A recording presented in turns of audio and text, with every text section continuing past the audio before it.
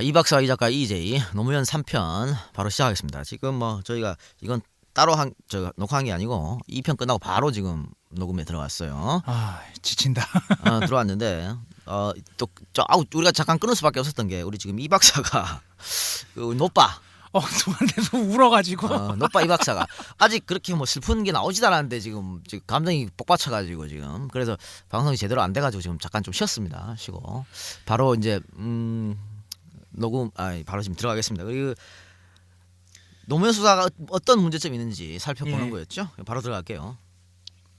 퇴임과 동시에 고향으로 돌아간 노무현을 겨냥한 수사의 칼날은 국세청에서 시작되죠. 정권이 바뀌자마자 국세청이 그들의 가장 무서운 무기 세무조사 칼을 꺼내듭니다. 애초부터 타깃은 노무현이었고요. 이거는 밝혀졌지? 거의 다. 그렇죠. 일부러 지금 노무현을 타깃한 거거든요. 그래서 노무현을 도왔던 기업, 노무현과 연관된 그런 기업들은 모조리 그들의 세무조사 칼날을 피해가지 못하죠. 봅시다. 노무현의 오랜 후원자인 박연차, 그 사람이 있던 태강실업의 세무조사를 시작하고 그게 이제 스타트예요. 그래서 국세청이 시작됐는데 노무현하고 오랜 고교 동창이 있어요. 그 제주도에 골프장 운영하셨는데 거기 조사하고 또 노무현이 재임시 허리 수술 받았던 우리들 병원도 세무조사 대상에 포함시켰어요. 더 나가볼까? 더 웃긴 것도 있어. 노무현 대통령이 자주 가던 삼계탕집 토속촌까지 세무조사를 실시합니다. 이런 것들이 왜 노무현이 먹던 맛있던 공기까지 수사를 해보지겠어? 그래가지고 추징금을 때리니까 노무현 주위에 누가 남아나? 아니 저 사람 옆에 있으면 오마다가 칼 맞는 거 아니야. 그렇죠. 그러니까 노무현은 점점 그 사람들한테 미안해지고 그 사람들은 점점 노무현 곁을 떠나게 되고 그렇게 되는 거죠. 그러니까 원래 싸움의 상대가 꼿꼿하고 빈틈이 없으면요 그 주위에 친지, 가족, 지인 이걸 조지는 게 훌륭한 계책입니다. 그래서 검찰과 국세청이 그렇게 정부가 그런 계책을 쓴 거죠. 봐봐요. 주위 사람들이 그렇게 힘든 시간을 보내면 그 사람들이 누굴 원망할 거야? 일단은 뭐 이명박 대통령하고 뭐 전 정권 현 정권들 욕하겠지만 그 다음으로는 이제 노무현이지. 아니 저 양반 때문에 내가 이렇게 힘들다. 그 사람들이 뭔 죄가 있겠어? 노무현을 지지하고 따라하는 거보다 죄밖에 더 있겠어? 그러니까 삼계탕 만들어주고? 그러니까 그 사람들이 노무현을 대놓고 원망하지 않고요. 그래 이건 내가 감안해야지, 내가 감내해야지라고 얘기를 해도요. 그건 노무현한테는 엄청나게 부담이 되고 노무현을 잠을 못 자게 만드는 겁니다. 그렇죠. 그래서 박연차의 태강실업 그게 국세청으로서는 최고의 킥어였습니다. 태강실업을 저인망으로 훑어가지고요. 또 검찰도 신이 났지. 박연차 잡아가지고 하나 걸렸죠. 걸리니까 이광재, 박정규, 이강철, 노건평, 정삼문 뭐 별다른 증거 없이 박연차 진술 하나만으로 전부 잡아들이는 데 성공합니다. 그러면서 점점 칼날은 노무현으로 압박해 들어갑니다. 그래서 권양숙이 돈 받은 걸 잡아내는 거 성공했죠.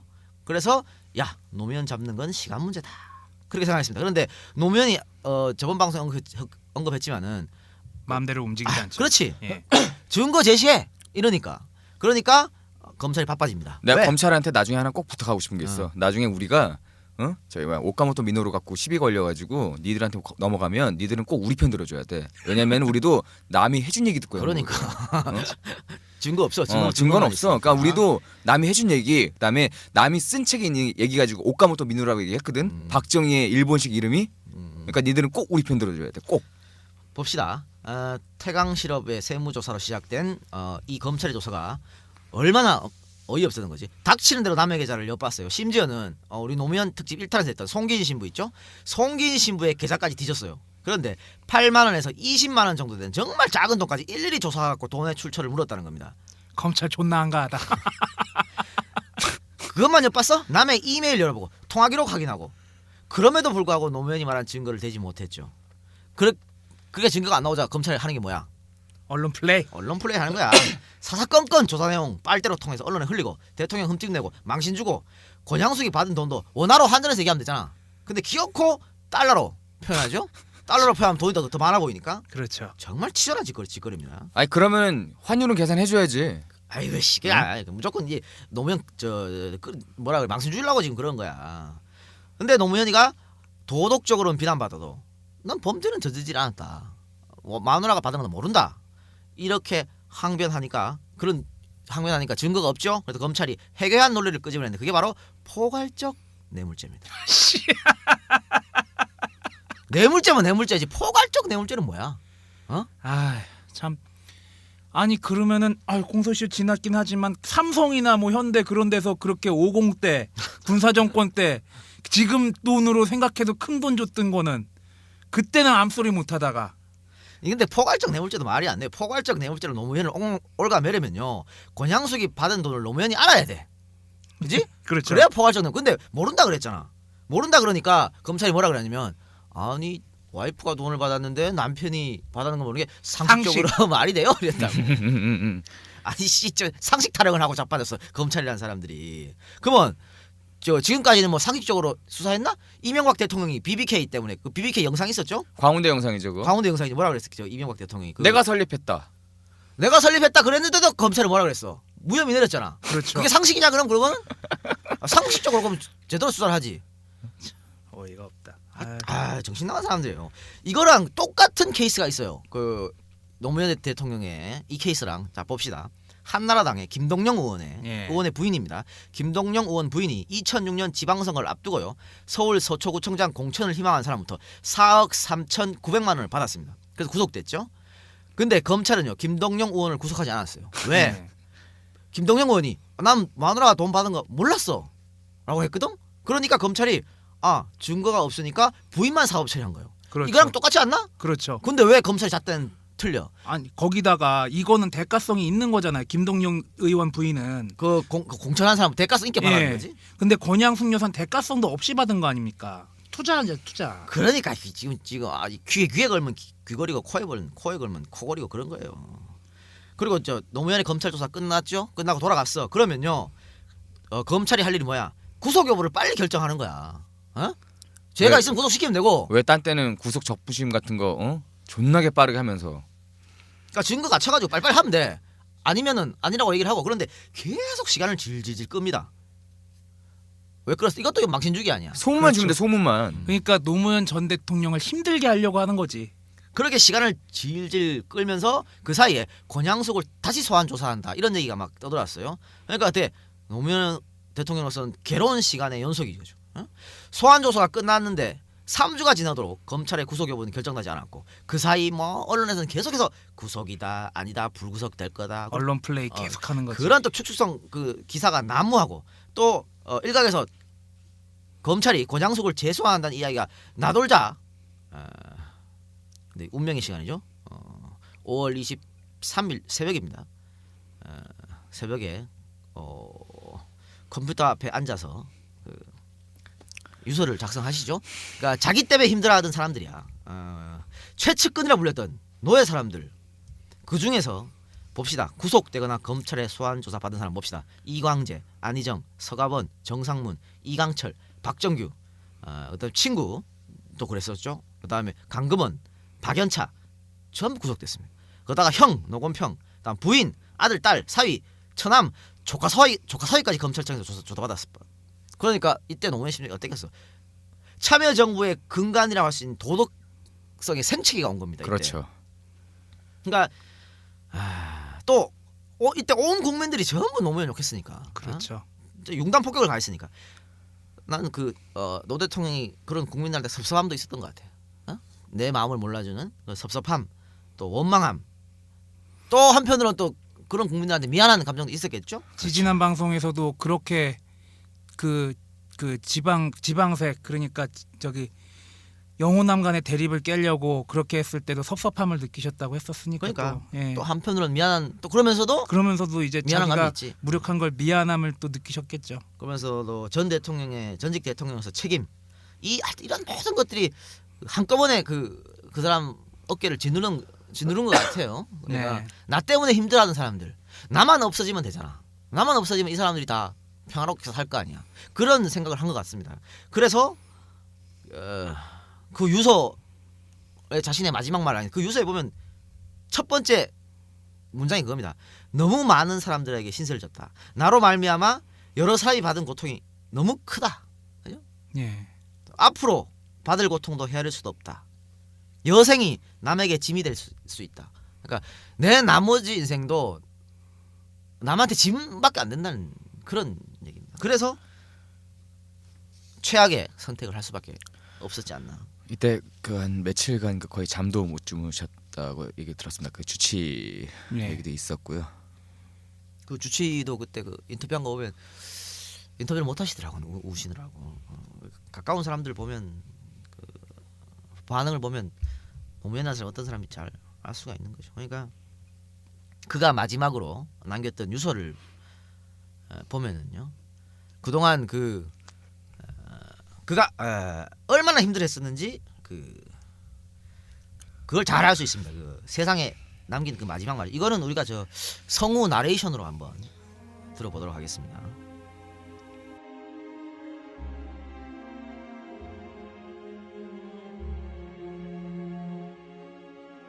너무 많은 사람들에게 신세를 졌다. 나로 말미암아 여러 사람이 받은 고통이 너무 크다. 앞으로 받을 고통도 헤아릴 수가 없다. 여생도 남에게 짐이 될 일밖에 없다. 건강이 좋지 않아서 아무것도 할 수가 없다. 책을 읽을 수도 글을 쓸 수도 없다.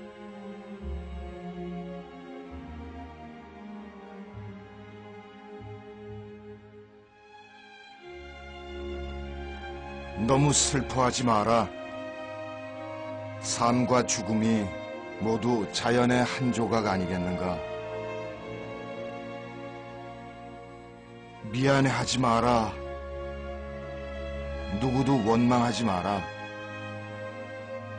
운명이다.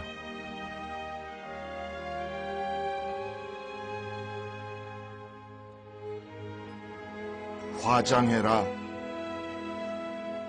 그리고 집 가까운 곳에 아주 작은 비석 하나만 남겨라. 오래된 생각이다. 자신으로 인해 그 영어의 몸이 된 친지와 친구들 그리고 지인들. 근데 이런 고통은요. 노무현 자신이 구속된다고 해서 끝나는 게 아니죠.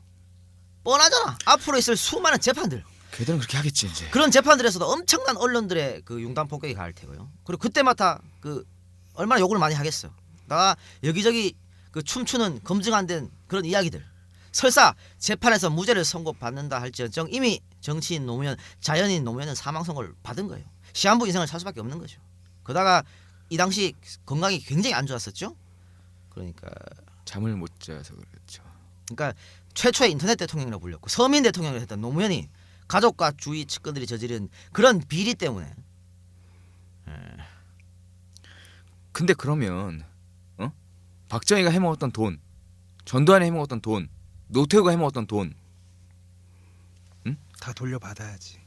다 추사해야지 그런 거. 아니 그런 것들을 하고 그럼 동량으로 비교를 하든지 그러면 아니 니들 말대로 그게 비리고 그래 그 주변 사람들 중에 누가 돈을 받아 먹었어 그러면 박정희가 해먹었던 그 금고 속의 돈 전두환이 해먹었던 그 수많은 사업들 노태우가 해먹었던 그 돈들 다 어떻게 할 건데 그러면 왜 그거 갖고 얘기를 못해 그거는 아직 살아있는 권력이니까 그 사람들은 기득권층이고 계속 그렇게 살아왔으니까 거기에 대해서는 말도 못하면서 꺼내보지도 못하면서 기껏 할 수 있는 게 그지 니들과는 틀린 사람이 다른 사람이 고졸 출신인데 이 사람이 니들 잘난 서울대 나온 니들보다 위에 앉아가지고 대통령을 했으니까 그게 꼴보기 싫어가지고 사람 죽이면 되는 거 아니야. 그래요. 그래서 이런 것들을 견디지 못하고 비극적으로 인생의 결말을 맞이했었는데 이 박사 개새끼 쳐오느라고 방송이 제대로 되지를 않네. 아니 근데 이거 다음 거 이 박사 건 할 수 있겠냐 너? 해봐야지 그래도. 야 안 되면은 세자기 해 받아가지고 저 일단 해봐. 자, 유서를 그렇게 작성을 하시고 노무현 전 대통령께서 5시 45분에 경호동에 인터폰을 걸어서 당직인 경호관에게 등산 나갈게요 라고 말씀하시고 사절을 나서려고 하니까 권양숙 여사께서 같이 동행할까요? 그렇지. 그렇게 물어보셨죠. 대통령께서는 그럽시다 그러셨는데 저 그럼 등산 준비하고 오겠습니다 하고 방에 들어가신 사이에 경호원만 대동하고 혼자 나가십니다. 대통령 아, 웃으면 안 되는데. 아유. 야, 좀 마음을 가다듬어 이 새끼야. 알았어. 나 왜 이러냐?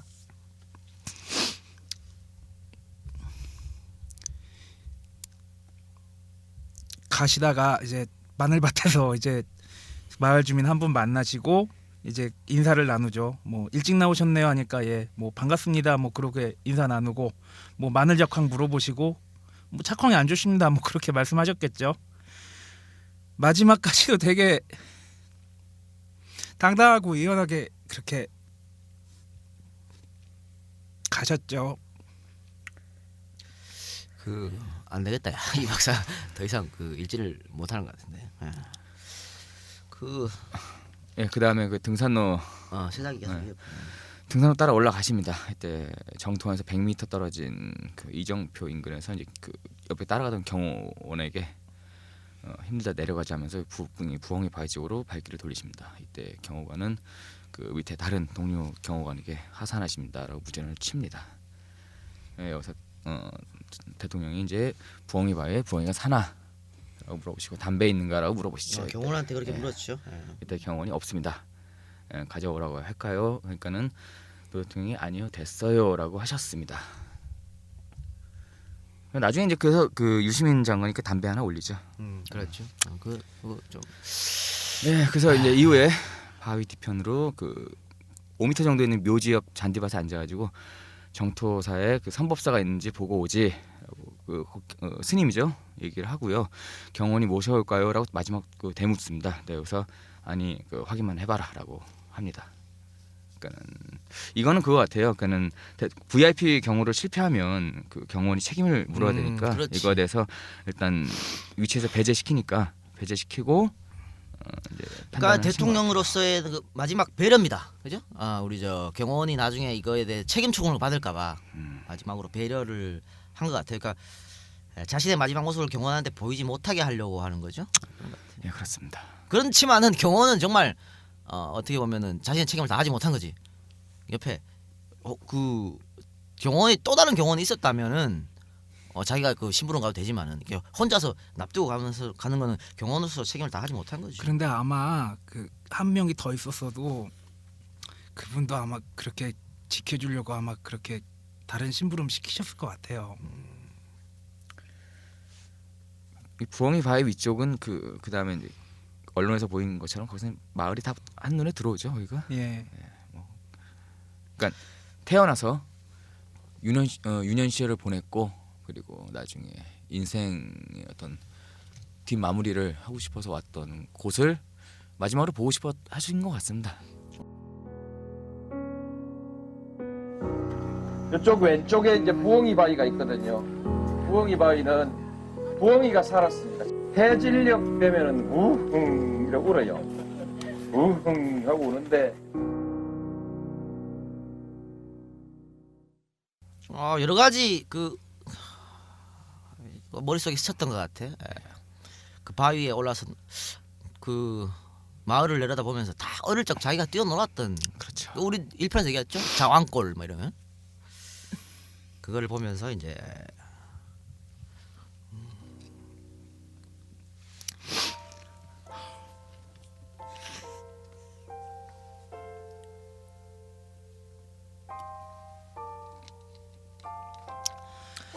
이 박사 개새끼 분위기를 족같이 만들어가지고 씨발.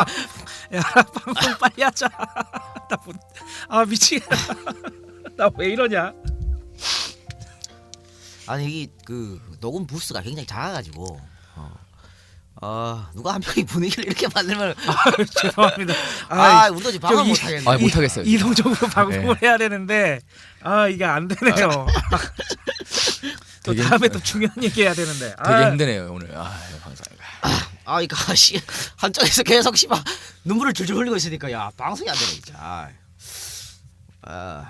그 차마 지금 저도 지금 마지막 그 여기 온 거에 써 있는 걸 못 읽겠네요. 읽지를 못하겠네요. 나는 그때 그 서거 소식 들은 날 아마 낮 그 시간부터 그 회사 앞에 그 가게에서 소주를 한 8병 먹은 것 같아 혼자서. 아 나는 그때 잠깐 회사를 다니고 있었는데 일하다가 너무 펑펑 울어가지고 그리고 그때 개새끼야 있을 때 잘하지. 아유, 그러게 씨발. 그러니까 더 미안한 거지 뭘. 그리고 그날 배철수의 음악 캠프 6시에 들었는데 그 6시에 듣는데 배철수 씨도 눈물이 나가지고 말을 잇지 못하더라고요. 그리고 제가 그 익스트림이라는 그룹의 레스트 인 피스라는 노래를 되게 좋아하는데 뭐 출발하겠습니다 하고 억지로 이제 방송을 시작한 다음에 그 음악을 바로 걸더라고요. 고인의 명복을 빕니다라는 뜻이거든요. 그 온 힘을 다해서 이제 대한민국의 지역주의에 싸우고 그리고 기득권에 싸우고 그랬던 분이 마지막에 대통령 퇴임하셔가지고 고향에서 여생을 행복하게 보내려고 그러셨던 분인데 누구도 도와주는 사람도 없고 그리고 뭐 오히려 자신이 그렇게 미안해하면서 그렇게 가신 거 아닙니까? 예. 근데 뭐 우리 국민들은 너무 쉽게 있는 것 같아요. 뭐 그때는 진짜 뭐 다들 나오셔가지고 진짜 뭐 그렇게 슬퍼하시고 이랬는데 지금 그 새누리당이 또 정권을 잡으려 그러는데도 자 뭐 그래요. 너무 빨리 있는 게 아닌가 싶고 어쨌든 선거가 얼마 안 남았으니까 일단 투표를 그때 그 심정을 가지고 투표를 제대로 하세요. 투표를 제대로 하시면 되지 뭐. 그러면 또 이와 같은 불행한 사태가 다시 있어서는 안 되잖아. 그럼요. 그걸 막는 거 잘못은 한 번 하면 충분하죠. 한 번은 누구나 실수를 하지만 그 다음에 또 실수하면 안 됩니다. 한 번의 실수가 정말 역사적인 시계를 엄청나게 거꾸로 돌릴 수도 있는 거거든요. 자, 나 정신 좀 났다. 거기까지 하고요. 노무현의 힘드네, 되게 힘드네요 오늘. 인간 노무현, 자연인 노무현의 이야기는 여기서 마무리 짓고 우리가 또 이야기 할 건 이야기 해야 되니까 진정한 할 말은 하는. 해야 되니까 참여정부의 공과 과를 한번 이야기해 봅시다. 참여정부는 실패한 정부로 지금 규정이 되어 있죠.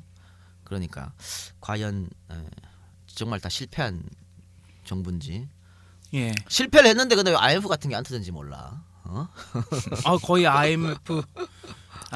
지금 조중동에서 쓴 걸로 보면요, IMF가 2번은 왔어요. 그러니까. 사람은 한 내가 보기엔 100만 명은 뒤졌어야지. 제가 그 새끼들이 쓰는 기사대로 하면요. 참여정부 때하고 뭐 한 가지만 말씀드리면 참여정부 때하고 그 실용정부라고 하죠. 현 정부와 전 정부 자살률 비교한 통계를 봤는데 자살률이 현 정부 때 엄청나게 증가했습니다. 그러면 그 이야기를 합시다. 공이 있을 수 있고 과가 있을 수 있으니까 공은 공대로 과는 과대로 이야기를 해보도록 합시다. 공은 우리 노빠이 이 박사가 해. 알았어, 내가 할게. 어울리는 거 아니야. 근데 과는 우리 저 학생 운동했던 그때 노무현 졸라 까고 당겼잖아. 그 과를 한번 아직도 안 좋아하잖아. 과를 한번 이야기합시다. 자 그러면 이 참여정부의 과라고 할 수 있는 대표적인 거죠. FTA, Free FTA. Trade Agreement. 예. 이거 저번처럼 나 길게 하면 또 욕 먹는다. 짧게 해. 그리고 그다음에 이라크 파병. 예. 그러니까 진보적 색깔을 띠고 출범한 노무현 정부가 정반대로 갔으니까 뭐 노회찬 의원이 뭐 좌회전 깜빡이 끼고 우회전했다고. 우회전했다고. 그때 내가 참 노회찬을 싫어했지. 그따위 말할 게 아닌데 지금 힘을 합쳐가지고 에이 그랬습니다. 그리고 부동산 폭등했습니다. 물론 부동산 값이 오른 건 사실이야. 박정희보다 때는 훨씬 덜했지만은 어쨌든 폭등을 시켰고요. 그다음에 양극화가 심해졌죠 참여정부 때. 그다음에 재벌 개혁의 실패를 예. 했었던 거 이런 것들이 과라고 할 수 있고요. 공이라고 하면은 뭐 권위주의 청산, 예. 정치 개혁, 예. 그다음에 자주국방. 그럼요. 부끄러운 줄 알아야지. 그렇지. 유명하죠. 노무현 대통령을 왜 그 뭐라 그래 뭐 군사 덕후라고 하는 사람들도 있잖아. 밀덕후. 밀덕후라고 그런 예. 사람도 있으니까. 그다음에 외교. 그렇죠. 중국하고만 봐도 노무현 정부 때는 중국하고 굉장히 좋았어요 사이가. 그렇죠. 그래서 각종 그 대북 그 정보도 굉장히 많이 받았다고. 그렇죠. 근데 이번 이명박 정부는 이명박 대통령 가서 막 호구 대접 받고 그랬잖아. 그러니까 외교 그다음에 주가 상승. 예. 주가가 이때 엄청나게 뛰었죠 노무현 그렇죠. 정부 그렇죠. 때. 예. 그래서 경제 성장 예. 분명히 이뤄냈습니다. 경제 관련된 것들. 물가 상승률 역대 최저입니다. 최저. 예. 그다음에 뭐 이명박 정부랑 비교하면 딱 수치가 나오겠죠. 그렇죠. 이런 걸 공이라고 할 수 있겠는데 예. 물론 지금 노무현 정부는 실패한 정부이기 때문에 제가 방금 말한 이런 공도 다 없어지는 거지만 자 그러면 참여정부의 과부터 한번 이야기 보도록 합시다. 이거 뭐 저기 유시민 장관 몇 번 와서 얘기를 했고 아. 찾아보면 많으니까 뭐 이거는 FTA는 솔직히 길게 얘기할 건 없는 것 같아요. FTA는 참여정부에서도 인정을 했듯이 정책을 위반하고 시도는 했는데 원하는 방향으로 못 간 거예요. 그러니까 FTA 자체가 문제가 있는 건 아니었고 저는 그래서 저는 어차피 그 관련 학과를 나오긴 했는데 FTA 자체가 문제였다면 그 다른 국가들 그러니까는 왜 이런 거거든요. 상대적인 거거든요. FTA는 상대적으로 이로운 걸 먹는 건데 미국하고 FTA는 원래 예상은 이 말로 딱 간단하게 정리하겠습니다. 길게 하면 또 욕 먹으니까 그 원래 예상은 이익이 더 많다고 판단했어요. 그리고 향후에 20년 후에 뭐 30년 후에 한국이 체질적으로 이겨낼 수 있으려면 이때 이 시기에 열어놔야 된다는 생각을 했던 것 같아요. 예. 뭐 이거는 일각에서는 이런 주장도 있습니다. 그러니까 통일된 이후에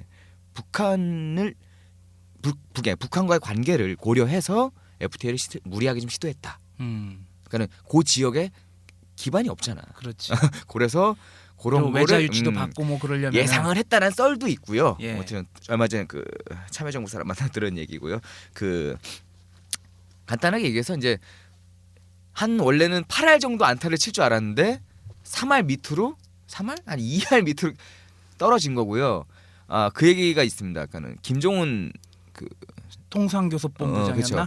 그 양반이 중간에서 보고를 자꾸 이제 뭐 이롭게, 그러니까는 뭐 아주 다른 얘기를 한 게 아니라, 그러니까 득이 되게 자기한테 얘기를 했다는 얘기를 들었습니다. 그러니까 그런 썰이 있어요? 네. 그러니까 참여정부에서 시도한 FTA는 정책적으로 시도할 수 있는 거긴 했지만 예측을 잘못했고요. 그래서 오류가 났다라는 얘기를 하고 자기네끼리 해요. 뭐 저는 거기까지 얘기하겠습니다. 아니 그 이라크 파병. 아니죠. FTA는 그 요거도 뭐 이런 거예요. 노무현이라는 사람을 대통령으로 뽑아준 건 서민들인데 자신들의 지지자들을 외면한 거죠. FTA는. 예. 관점에서. 그러니까 벗어난 대통령으로서는 근데 노무현 자신은 그랬을 거야. 자기는 정말 노동자를 대변하고 싶었지만 대통령이 되면은 어느 한쪽 집단만을 대변할 수가 없거든. 그래서 그렇죠. 그런 것 같은데 예. 어쨌든 이거는 노무현이랑 어울리지 않은 그런 선택이었다. 이거는 근데 그런 것 같아요. 청와대 들어가서 관료 우리 경제 관료들한테 그렇죠. 모피아라 그러나? 모피아라는 그런 예. 많이 휘둘린 것 같고 그리고 예. 삼성을 비롯한 재벌들 예. 역시 휘둘리지 않았나 봅니다. 사실은 그 FTA를 얘기하고 그다음에 참여정부의 과를 얘기할 때 그때 저희 쪽 친구들은 이제 삼성하고 이제 친했던 걸 가장 문제 삼죠. 예. 자 그리고 그다음에 이라크 파병. 이라크 파병? 이라크 파병은 생각이 없어? 저부터요? 저부터? 계속 해 네가. 계속 네가 하세요. 나 좀 감정 좀 추스리고. 길게 하면 욕먹을 것 같은데 이라크 파병도 저는 그렇게 봤어요. 그냥 파병 할 수밖에 없었거든 그때 시기적으로. 그렇죠. 근데 가장 욕 안 먹는 걸로 파병한 것 같은데 내가 보기엔. 그렇지. 그러니까 아니 과잖아요 과. 예. 과인데 손해 좀 덜 보게 하려고 했던 것 같아. 그러니까 뭐 그런 얘기도 있더라고요. 여차직했으면 전투병 파병할 거만 한 거를 그때 당시에 여론이 공병으로 갔잖아 공병으로. 여론이 굉장히 안 좋고 그런 거를 새끼 너는 가만히 있어. 과 네. 얘기할 때는. 얘가 너무 길게 하면은 얘 욕 먹을까 봐 그 그러지. 과를 얘기하는데 뭘 자꾸 알았어. 칭찬을 하려고 그래. 알았어. 나는 이라크 파병에 대해서는 그러니까 이거죠. 하면 안 되는 거지 원래 원칙상 우리나라에서는. 또 노무현의 생각하고는 다른 거지 이라크 파병. 예. 저 전투부대든 비전투부대든 남의 전쟁 그것도 이게 뭐예요? 침략 전쟁이잖아. 침략 전쟁이지. 미국의 미 제국주의자들. 그렇죠. 오랜만에 쓴다 이 미 그러니까. 제국주의자. 오랜만이다. 명분 없는 전쟁 아니야. 명분 없는 전쟁에 하면 안 되지. 그러니까 원래는 이거를 갖다 자극적으로 제목을 뽑으려면 제2의 베트남 파병이라고 그렇지. 불렀습니다 그때는. 그렇게 아, 불렀고요. 그거를 옹호해주는 입장이 아까 얘기했던 대로 비전투 요원이었다.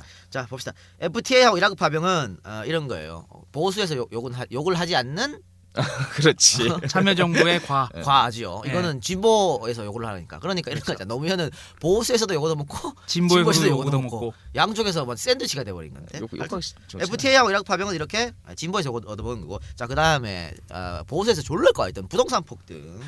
참여정부의 부동산 정책은 지독한 규제였습니다. 지독한 규제가 결국에는 풍선 효과가 돼가지고 양쪽에 터져버린 거예요. 그렇지. 그러니까는 뭐 많잖아요. 뭐 모기지론 뭐해서 기타 등등 많은데 예. 뭐 대출 억제, 그렇죠. 대출 억제를 하니까 결국은 부동산이 가격이 상승을 한 거죠 이게. 길게 볼 건 아닙니다 이거는. 양극화.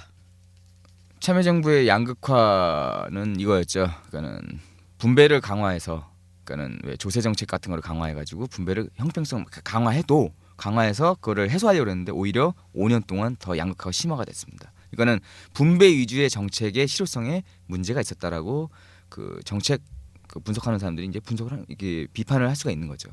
이때부터 원래 이때 그랬거든요. 그 저소득층에다가 세금을 엄청 꼬라박아가지고 분배 힘을 썼다고 얘기를 해요. 근데 이때 당시에 그 소득 5분위 배율이라는 게 있습니다. 이때 예. 5.44로 참여정부 첫 해는 그 2003년도 이때는 5.22보다 0.2 포인트가 더 올라가요.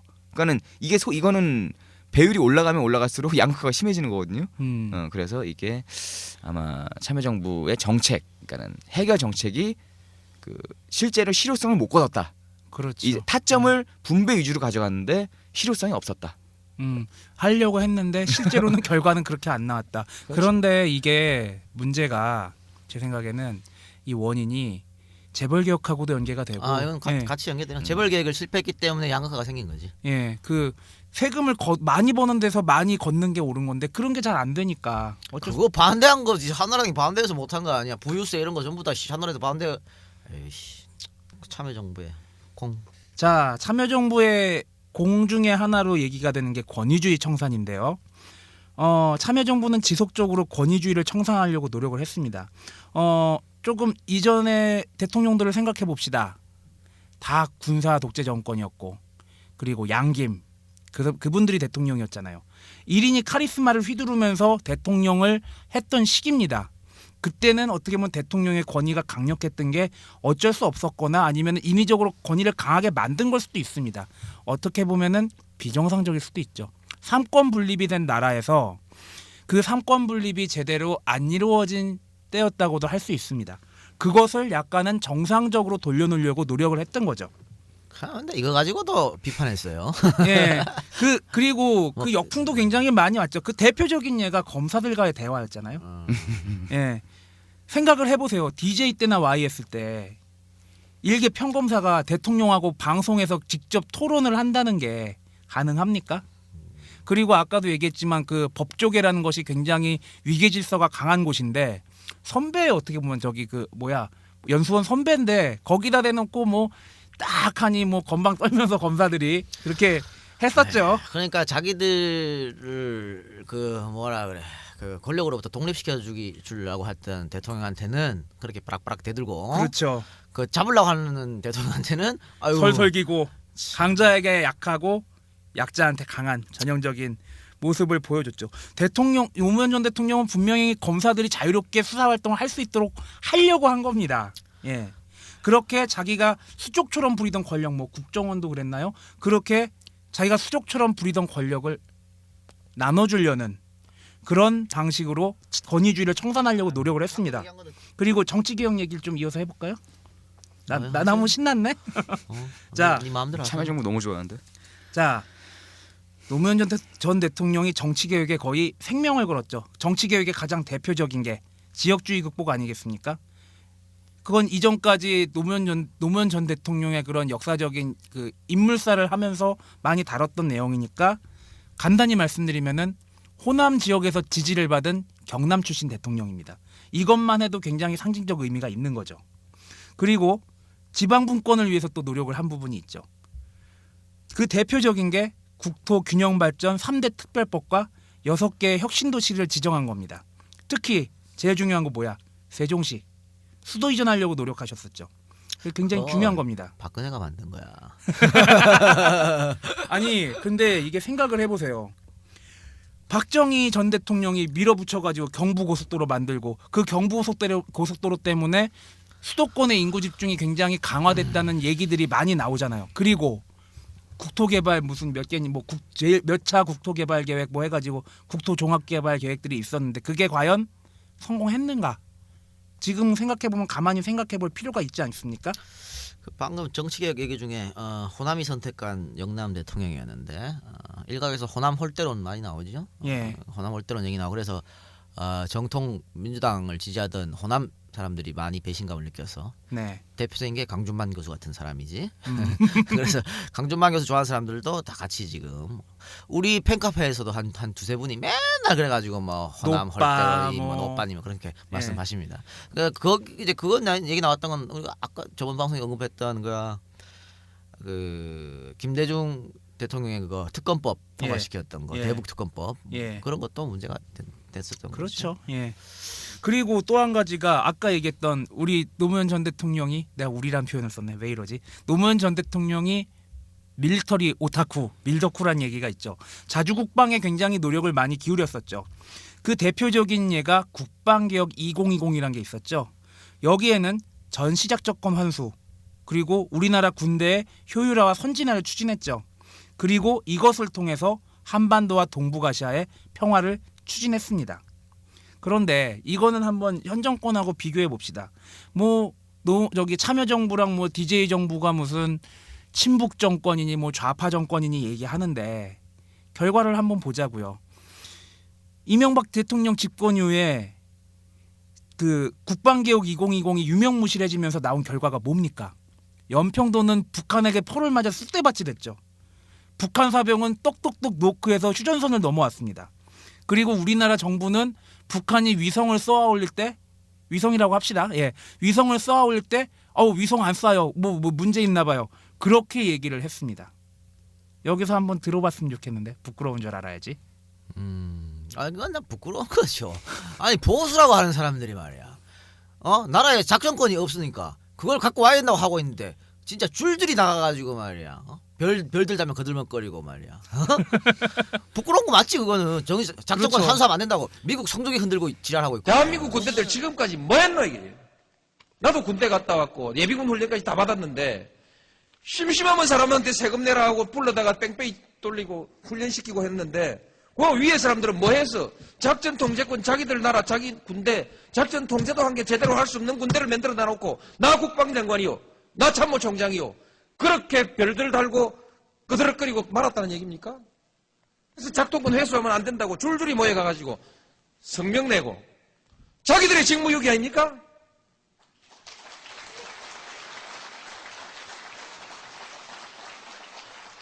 부끄러운 줄을 알아야지. 이렇게 수치스러운 일들을 하고 작동권 돌려받으면 우리 한국군들 잘해요. 경제도 잘하고 문화도 잘하고 영화도 잘하고 한국 사람들이 외국 나가보니까 못하는 게 없는데 전화기도 잘 만들고 차도 잘 만들고 배도 잘 만들고 못하는 게 없는데 왜 작전 통제권만 왜 못한다는 얘기입니까?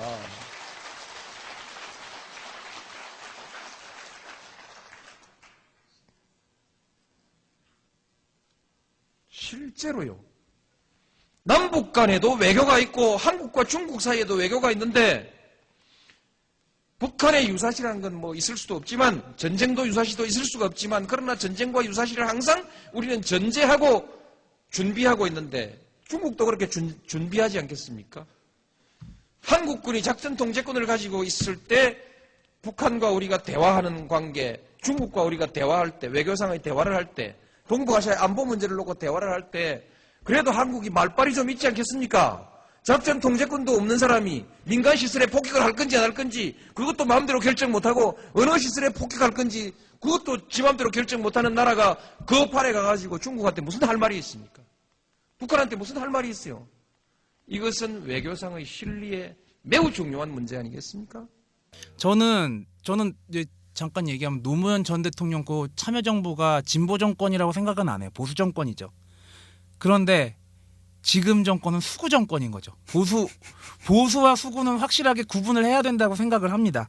자, 외교 한번 봅시다. 아까도 말했지만 중국하고 외교 관계가 노무현 전 대통령 때 굉장히 좋았죠. 그리고 굉장히 예우를 많이 받았는데 현재 대통령께서는 한번 완전 개호구 취급을 받아가지고 이거 삐처리해줘라. 괜찮아. 예, 사실은 호구 뭐. 취급 받아가지고 글로벌 호구. 예, 망신당해서 돌아오신 적이 있죠. 노무현 전 대통령이 저기 참여정부 시절에 주장했던 외교 전략은 동북아 균형자론입니다. 미국 그때 당시 지금 뭐 아까 그 이라크 파병 가지고 얘기가 많이 나왔는데 제가 약간 변명이란 변명을 하자면은 침략 전쟁이요, 맞아요. 근데 그때 당시에 미국 대통령이 누구였어? 한때 약쟁이, 뽕쟁이였고, 그리고 개신교 근본주의적 종교관을 가진 완전 이거 미국에서 안 듣겠지, 개또라이 새끼. 조지 W 부시가 대통령이었잖아요. 거기에 대해서 얻을 거 얻고 요구할 거 당당하게 요구한 겁니다. 심지어는 미국과 북한 간의 중재까지도 했던 적도 있다고 그래요.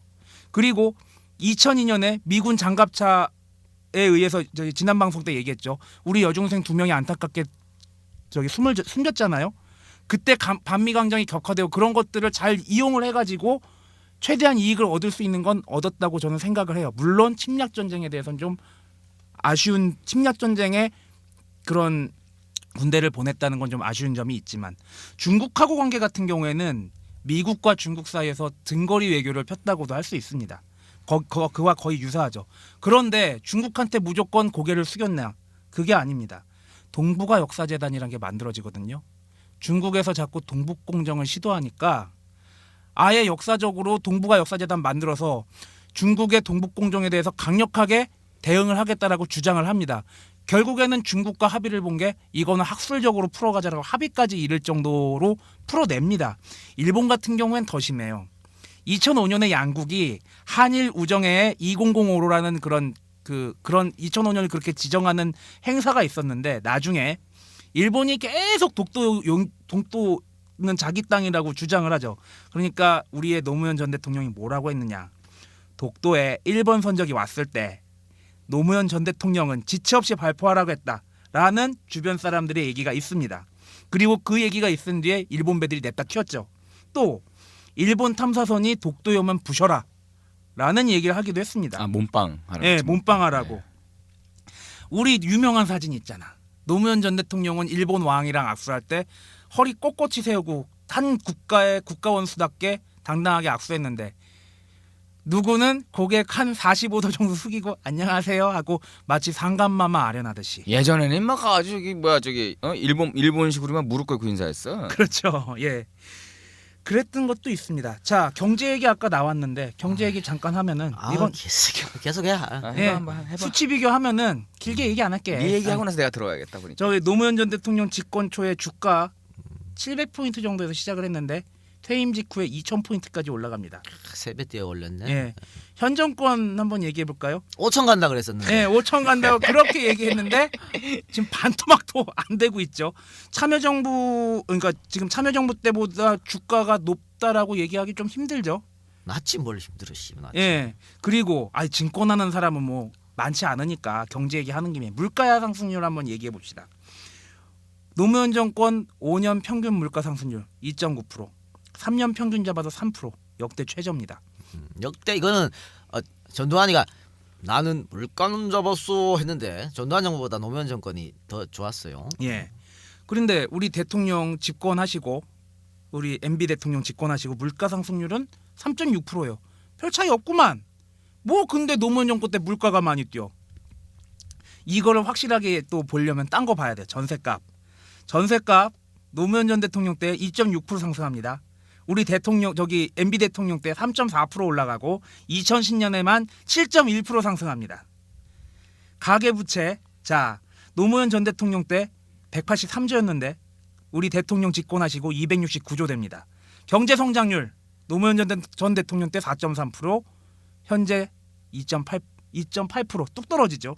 1인당 국민소득 더 얘기할까? 계속해. 예, 1인당 국민소득 2003년에 노무현 전 대통령 집권을 시작했을 때 13,460달러에서 시작을 합니다. 퇴임하실 때 2만 달러 넘었죠. 그런데 이명박 대통령이 대통령 취임한 첫 해 10,000달러대로 다시 떨어집니다. 그래 그건 계속 변명하는 게 외환위기 때문이죠.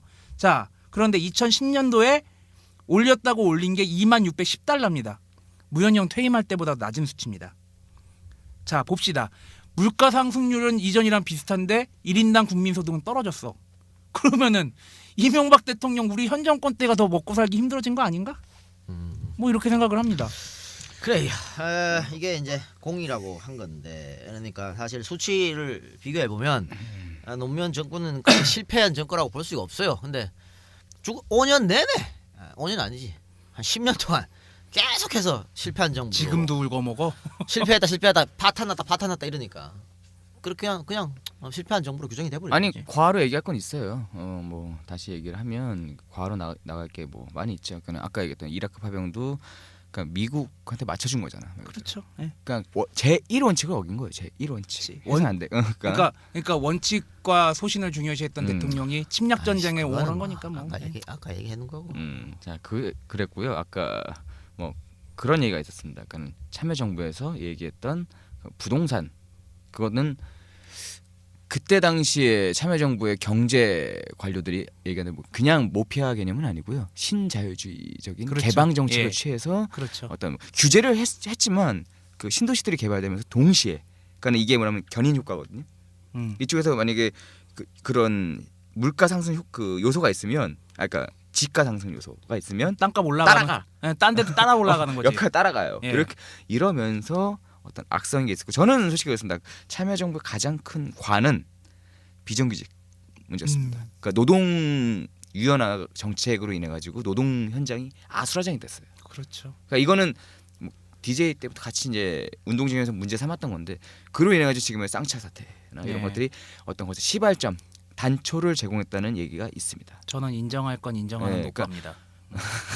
그러니까 이런 것들은 분명히 어느 정부든 간에 공이 있으면 관은 있는 거고요. 그렇죠. 내용을 정확히 모르면 얘기가 또 안 되는 거거든요. 어쨌든 근데 노무현 정부 때 신자유주의는 세계적 흐름이었는데 그거를 실패가 했다는 게 이제 전 세계적으로 입증이 됐죠. 그렇죠. 신자유주의는 실패한 거다. 근데 MB는 그걸 보고서도 계속 또 그렇게 했으니까. MB는 신자유주의가 아니에요. 지자유주의. 자기를 위한 정책이죠. 그렇죠. 예. 자, 알겠습니다. 자, 오늘 저 녹음실에서도 지금 빨리 나가라고 하니까 여기 정도까지 정리를 하고요. 우리 마무리 멘트 하나씩 합시다. 저 이 박사 뭐 어때? 저 한 우리 이틀에 걸쳐 가지고 예. 한 6시간 가까이 녹음을 한 것 같은데. 예. 아니구나. 한 7시간 가까이 녹음을 했네요. 그러네요. 아까 일단 많은 청취자 여러분께 사죄의 말씀드리겠습니다. 제가 감정을 조절하지 못해서 갑자기 엉엉 우는 바람에 방송이 한 두서너 번 끊길 뻔했고 뭐 한 번은 끊겼는데 자 다시 박사의 자세로 돌아와서 저는 광해군 생각이 많이 났어요.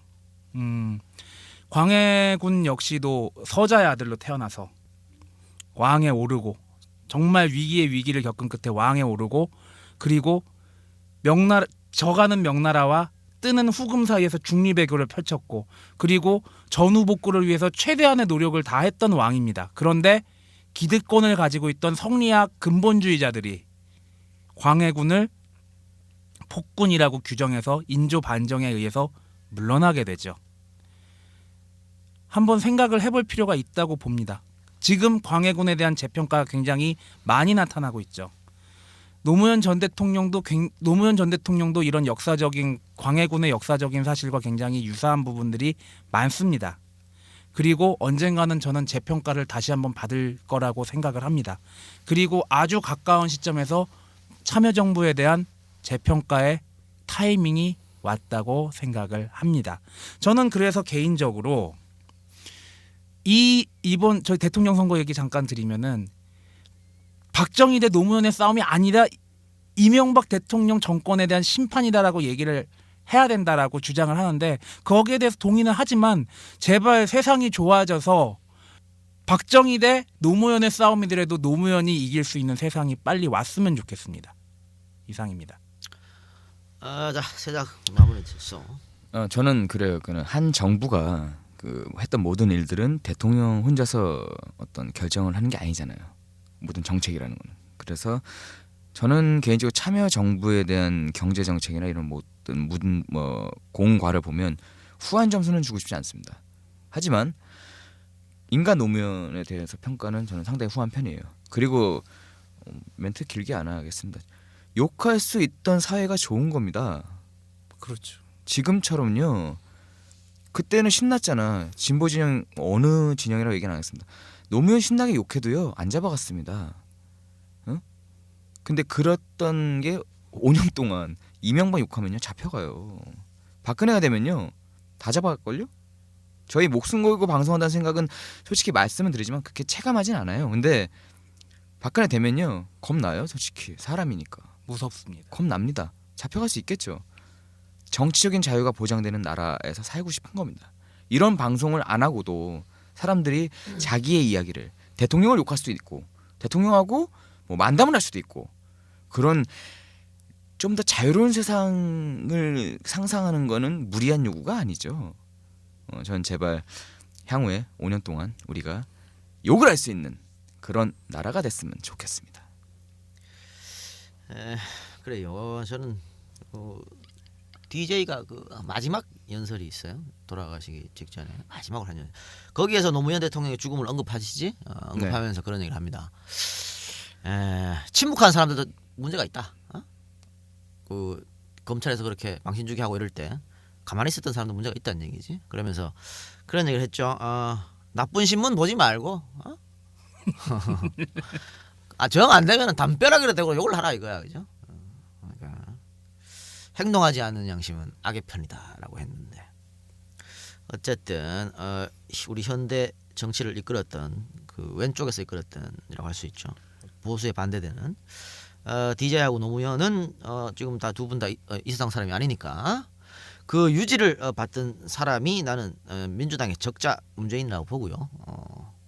이거는 1대1 대결 아닙니까? 그러면서 보수를 똘똘 뭉쳤습니다. 그리고 이번에 오늘인가? 어젠가요? 이정희 씨가 사퇴를 했던데. 네, 오늘 했습니다. 오늘인가? 오늘 2시에 했습니다. 그러면서 이쪽도 진보가 똘똘 뭉치게 됐습니다. 진보와 보수의 싸움인데 정의가 뭔지 역사가 뭔지 유권자들이 제대로 판단해 주셨으면 합니다. 자, 오늘 방송은 여기서 마치도록 하고요. 아니 그랬잖아. 우리나라하고 일본하고 사이 안 좋아도 외계인이 들어오면 막아야지. 그렇지.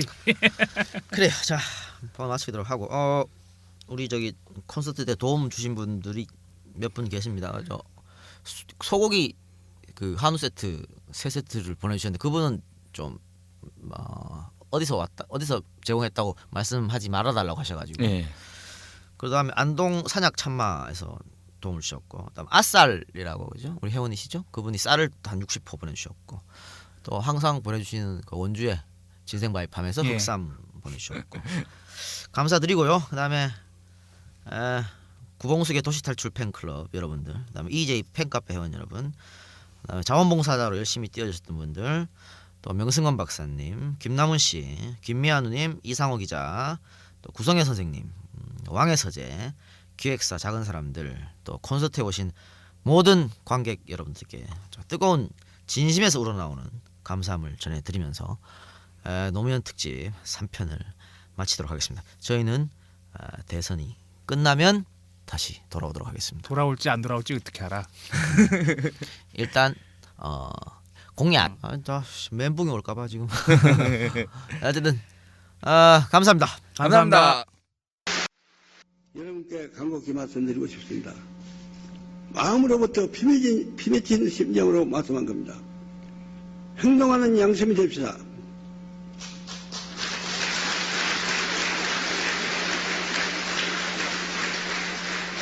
행동하지 않는 양심은 악의표입니다, 여러분.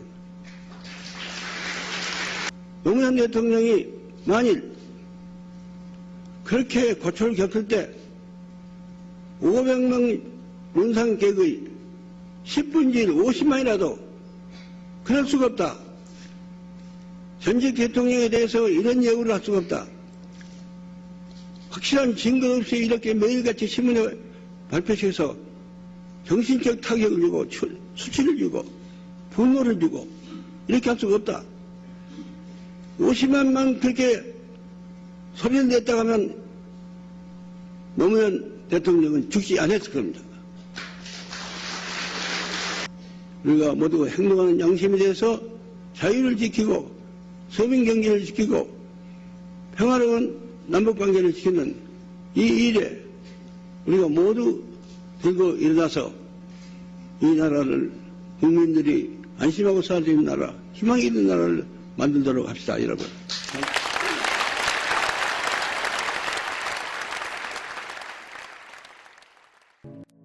결벽증이나 이런 게 굉장히 강하신 분인데 정말 자책을 많이 하셨어요. 심지어는 주변에 있는 참모들이 가장 가슴이 아팠던 것이 그 많은 사람들 고통받고 있다는 소식 접하면서 내가 정치 안 했으면, 내가 대통령 안 했으면 그 사람들이 이렇게 고통당했을까. 듣기에 따라서는 정말 열심히 살아온 당신의 생애를 부정하시는 듯한 말씀으로까지 들려서 좀 안쓰럽고 죄송스러운 거는 보통 이제 무슨 분부가 있으면 비서관을 통해서 하시는데 직접 전화를 한번 하셨더라고요. 그래서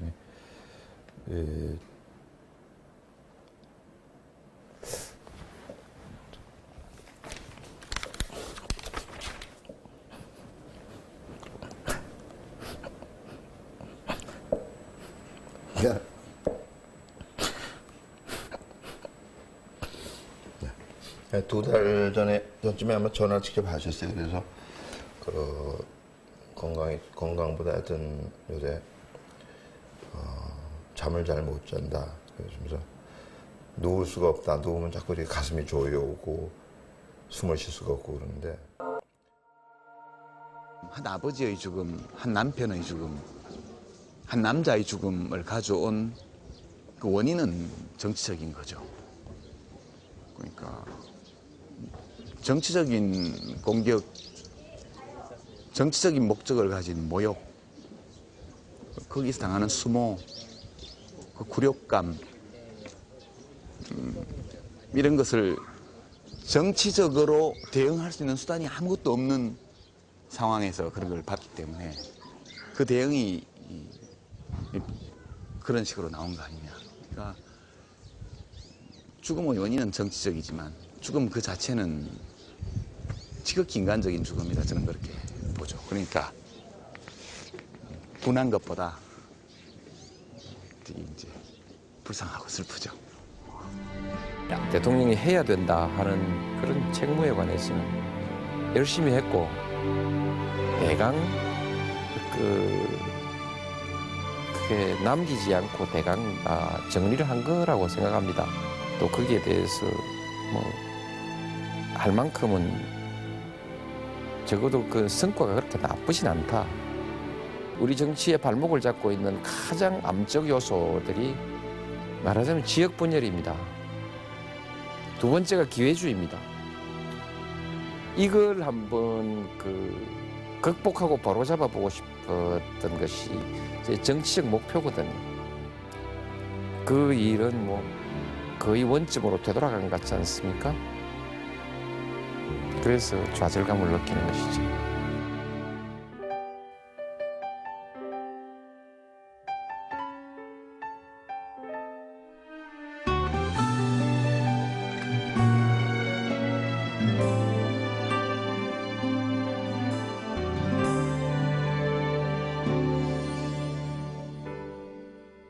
그대 몰래 준비한 그 선물을 내 두 손에 꼭 쥐어주고 서둘러서 멀어지나요. 그 이별에 내 가슴은 꼭 얼어버렸죠. 가는 걸음을 돌려야 하는데 뒤돌아보면 남긴 미소에 심장이 멈춰서 발등을 밀어내봐도 움직이질 않아요. 이미 놓쳐버린 그 눈물만 입가에 맴돌죠. 울지 말라고 울지 말라고 가슴이 말하는데 입을 막아도 삼킨 눈물이 숨겨지지 않아요. 눈물이 먹는 눈물이 그 발을 다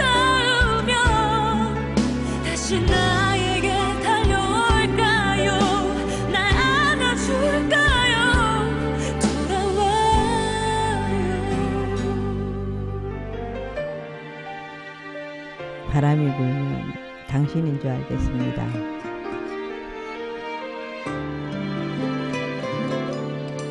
가는 걸음을 돌리지 않아요. 보내주라고 그댈 가리는 눈물이 미워서 소매로 훔쳐내어도 멈춰지질 않아요. 아픈 그대 이별의 말들만 귓가에만 돌죠. 울지 말라고 울지 말라고 가슴이 말하는데 입을 막아도 삼킨 눈물이 숨겨지지 않아요. 눈물이 없는 눈물이 그 발을 닿으면 다시 나에게 달려올까요? 날 안아줄까요?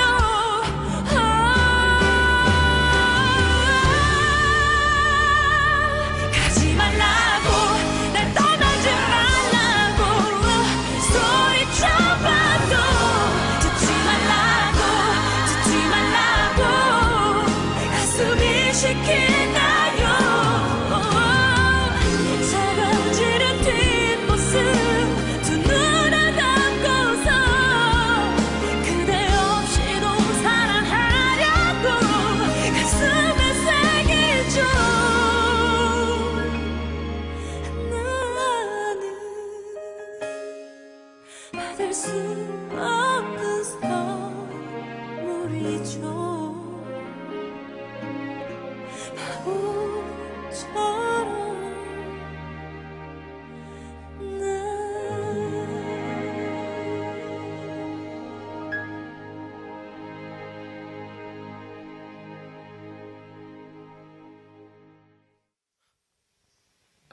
5월 어느 토요일 잠결에 뉴스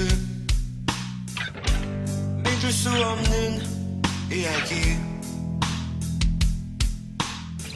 아름답던 그 사람 볼 수 없다는 저만치 떠나갔다는 바람만 슬피 불고 아무 대답도 없어 밝은 해가 뜨는 그날이 오면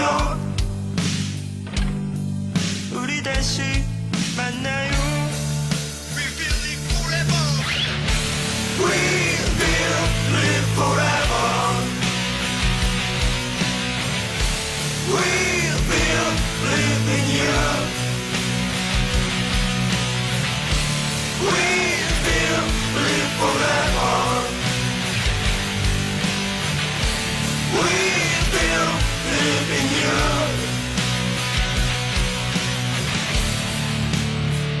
우리 아이들에게 결코 뿌리와 타협하지 않아도 성공할 수 있다는 하나의 증거를 꼭 남기고 싶었습니다. 우리 아이들에게 결코 뿌리와 타협하지 않아도 성공할 수 있다는 하나의 증거를 꼭 남기고 싶었습니다. 미쳐버린 세상에 산다는 것은 너무나 힘든 일이죠. 하지만 난 당신을 가슴에 담고 그렇게 버텨갈게요. We will live forever.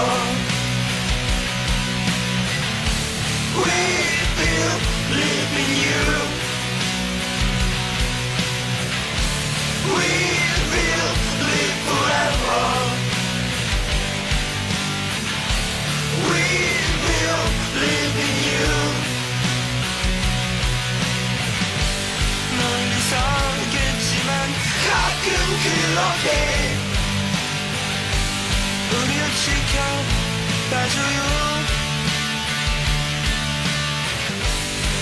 밝은 해가 뜨는 그날 오면 우리 다시 만나요. 이젠 모두 잊고 편히 쉬세요. 우린 당신을 믿어요. 우린 당신을 믿어요. 정말 고마웠어요. 내가 살아가는 동안에 할 일이 또 하나 있지. 바람 부는 벌판에서